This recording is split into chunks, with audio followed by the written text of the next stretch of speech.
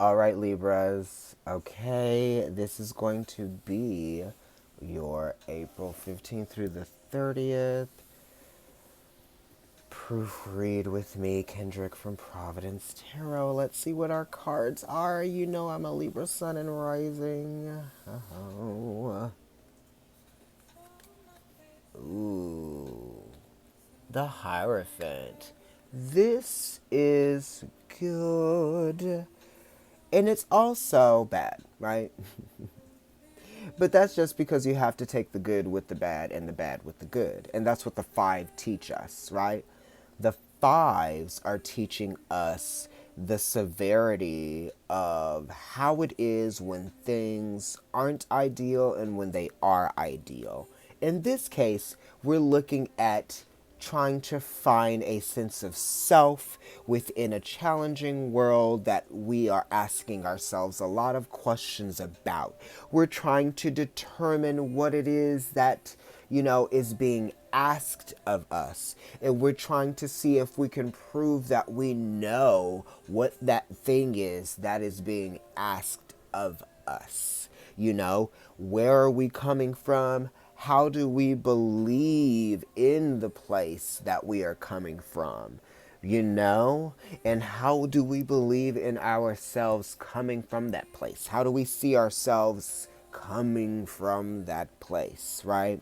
It's kind of like you have to be conscious of your own reality, right? And you have to be conscious of the reality that is around you. You know? You have to remember who you are when you're faced with these challenges, because you can't forget who you are because then other people might be able to convince you otherwise. You have to kind of keep some sense of stability within your spirit, within your mind, and within just your overall sense of self-respect. So this is kind of like, if you demand and you show self-respect, you have to demand self-respect of yourself. you know you know that's just talking about respecting yourself, and that is the key to getting respect from other people, is respecting yourself, showing people how you respect yourself so that they will see how you respect yourself, or they will see how they need to respect you as well. Because the Hierophant is talking about respect. It's talking about the institution of respect. Is it given? Is it taken? Is it earned? Right? Is it forced? It's not forced with a key, because a key doesn't talk about force. It talks about ease, right? It talks about utility. It talks about meaning, and it talks about position, right? Also, what matters. I was meant to be here. You know, this matters because it was meant to matter, right?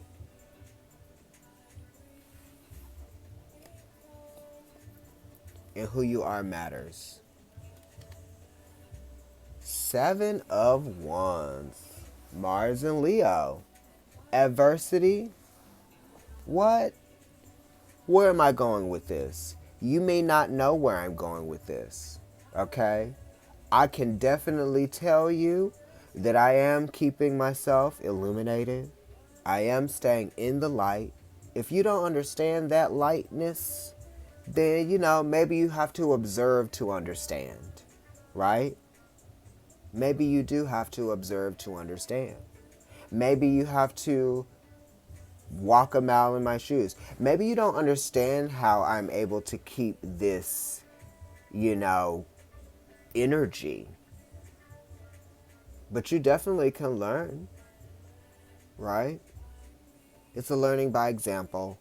The sevens talk about that because it's like you're looking at something that's showing you how it's measuring, how it's processing, how it's staying, maintaining that sense of grace and poise about it.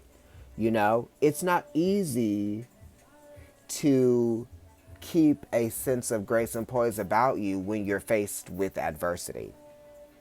And sometimes people might be surprised by that because it's a 7. Uranus is exalted in the 7th house of Libra. So it does talk about being surprised by things. It also talks about, eccentricities. So, whoa, you see how that is? It's almost like unexpected. Unexpected action. I didn't think that you were going to take this action. I didn't think that things were going to be this way. I didn't think that you were going to get over this hump. We didn't understand this part about the way that you were doing things, right? Or we may have just didn't understand this about you, right? Because it's Leo and it's Mars. So it really is talking about the individual. It's talking about how you can do this, right? Whatever it is that you're trying to do, you can do it on your own. And I'm not necessarily saying on your own, but with family, of course, because Hierophant is talking about family as well. And so is Leo, right? And the 7s are also talking about how you relate to your adversity. Okay, here we go. Another 7. 7 of Swords. This is Moon in Aquarius, okay? So Moon in Aquarius, right? The Moon is talking about feelings, impulse, okay, growth.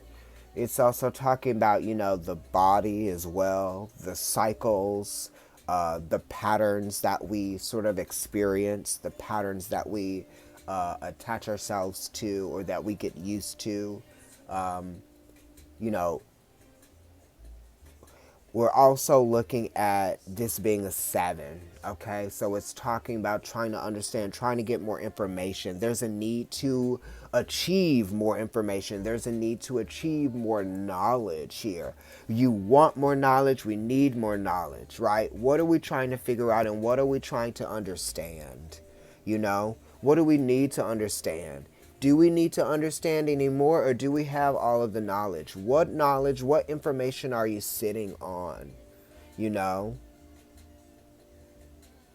Or what because this 7 of Swords is talking about being vulnerable or feeling vulnerable or having a sense of vulnerability to some information that you feel like might be being hidden from you.